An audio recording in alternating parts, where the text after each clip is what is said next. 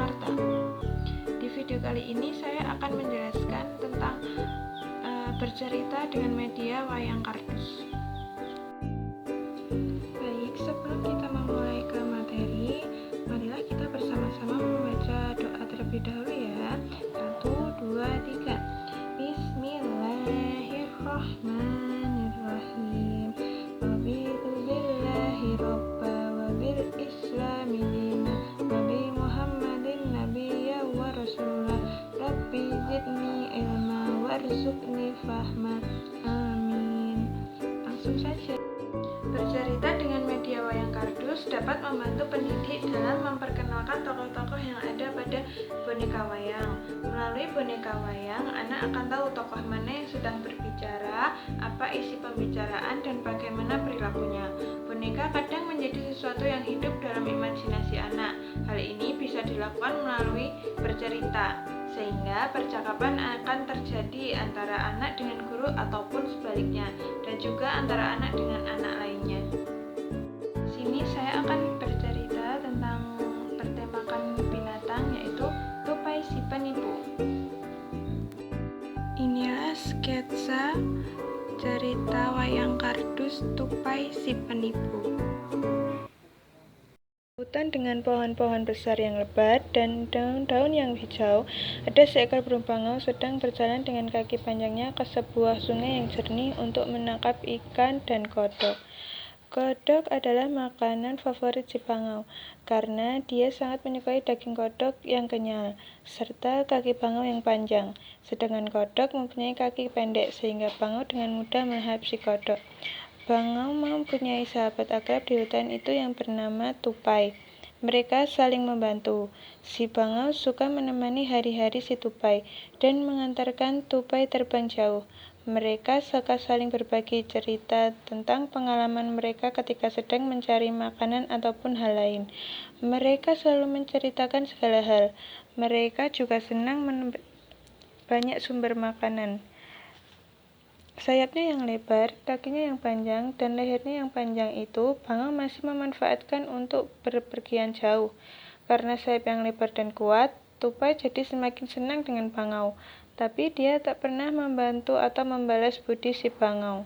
Tupai selalu licik dan hianat inginnya sendiri. Dia tidak pernah mengingat segala yang telah dilakukan bangau kepadanya. Saat itu mereka berdua berjalan-jalan mencari makanan untuk mereka berdua. Bangau belum sadar bahwa tupai itu licik dan menipunya. "Bangau, kamu ingin makan ikan dan kodok, bukan?" tanya tupai. Bangau yang sedang mengambil buah pir yang berjatuhan dengan paruhnya menoleh dan mengangguk. "Kebetulan seharian saya belum memakan apapun. Perut saya sampai berbunyi, kruk kruk kruk," ucap bangau.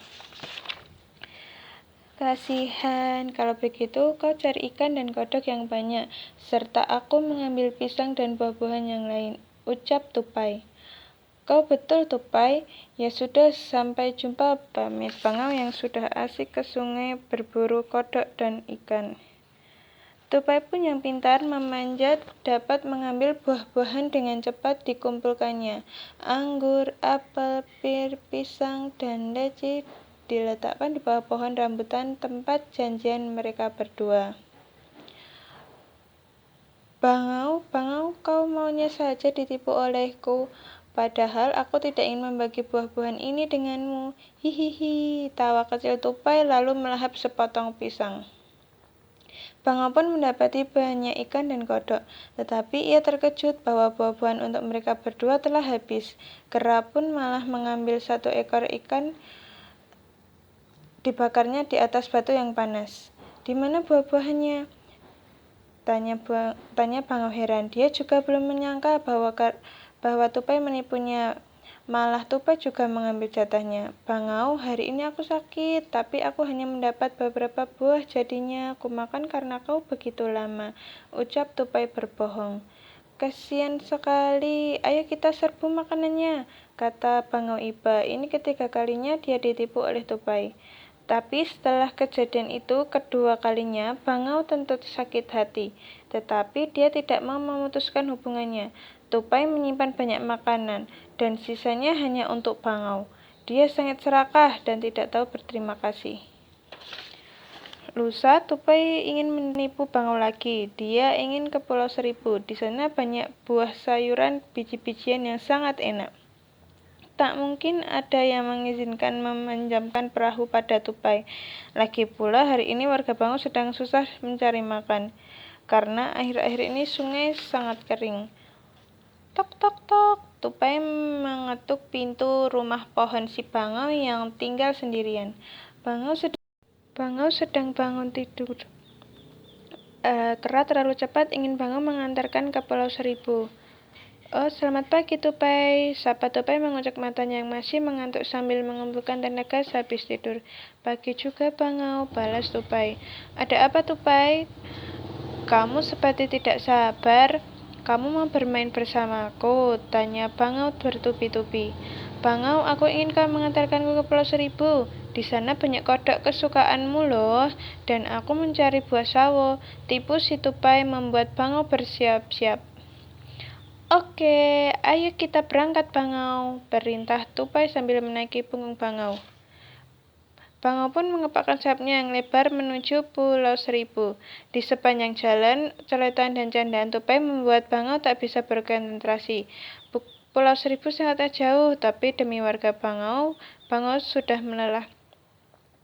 sudah kelelahan, energinya tinggal 5% sampai mereka pun tiba di tempat tujuan. Bangau berbaring di pasir dengan kelelahannya. Tupai asik memakan sawo yang berlimpah. Tupai telah tertidur, perutnya membiru tanda kekenyangan. Setelah Bangau mencari kodok, dia tak menemukan hingga tupai bangun. Bangau sudah kenyang? Tanya tupai pura-pura. Sang tupai, Anda telah kenyang di sini, makanan berlimpah, kodok dan belalang yang Anda janjikan tidak ada di sini. Oleh karena itu, saya tidak mungkin tinggal di sini. Saya akan kembali ke kampung halamanku, kata Bangau. Dengan buah sawo yang berlimpah di sini, Anda bisa hidup 7 turunan. Oleh karena itu, besok saya akan pulang. Saya akan menceritakan kepada warga Bangau bahwa ada hutan sawo yang berlimpah. Lanjut Bangau yang sadar bahwa dia sudah ditipu. Mendadak tupai terenyah gugup. Jangan begitu tupai. Saya tak mungkin tinggal di sini sendirian. Tetapi aku tak bisa hidup tanpa kodok. Iya bukan? Bangau pun terasa sakit hati. Dia pun membalas tipuan si tupai. Kalau begitu, baiklah. Mari terbangkan saya kembali ke kampung bersamamu, ujar sang tupai. Maaf sang tupai, sayapku belum begitu pulih untuk bisa terbang denganmu. Jangankan terbang dengan sang tupai, terbang sendiri pun saya belum tentu kuat. Kalau begitu, kita tunggu saja sampai Anda pulih kembali kekuatanmu. Sang Bangau menjawab, mana mungkin aku harus menunggu? Apa yang harus saya makan? Apa saya harus mati kelaparan di sini? Sementara kamu punya buah sawo yang berlimpah. Saya kira kamu dapat pulang sendiri dengan perahu. Kamu dapat membuat perahu, kan? Sang kera tertunduk malu. Ia ingat akan kebohongannya. Sebenarnya, ia hanya punya sedikit keahlian membuat perahu. Namun, karena malunya kepada sang Bangau, ia berkata, kalau begitu, bantulah saya mencari tanah liat, nanti saya yang menempanya. Lalu Bangau dan tupai membuat perahu dengan bahan tanah liat. Perahu itu sudah jadi. Mereka mendorong ke tengah lautan dan berangkatlah mereka berdua. Sang tupai naik perahu dengan perasaan takut sekali. Sesekali, perahu itu diterjang ombak. Wajah sang tupai menjadi pucat.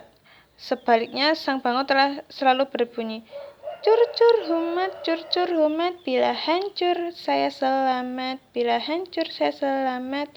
Tentu saja sang Bangau dapat terbang jika perahu itu hancur diterpa ombak. Kemungkinan akan hancur memang ada, karena perahu itu hanya dibuat oleh tanah liat dan juga dibuat oleh sang tupai yang tidak ahli. Sementara itu, mereka telah berlayar berjauh ke tengah lautan. Pulau Sumbawa sebagai kampung halamannya telah tampak dari kejauhan. Tiba-tiba, badai tertiup dengan kencang. Hujan pun turun dengan lebat. Ombak lautan bergunung-gunung dengan hebat. Dalam waktu yang singkat, perahu itu pecah berantakan. Sang Bangau segera terbang, sedangkan sang tupai dengan susah payah mencoba berenang. Namun tubuhnya yang kecil tidak mampu melawan arusnya gelombang. Akhirnya sang tupai mati ditelan ombak lautan. Lautan tenang kembali. Di atas langit tampak sang bangau terbang dengan tenang menuju kampung halamannya. Dia akhirnya bisa lepas dari sahabat yang licik tersebut.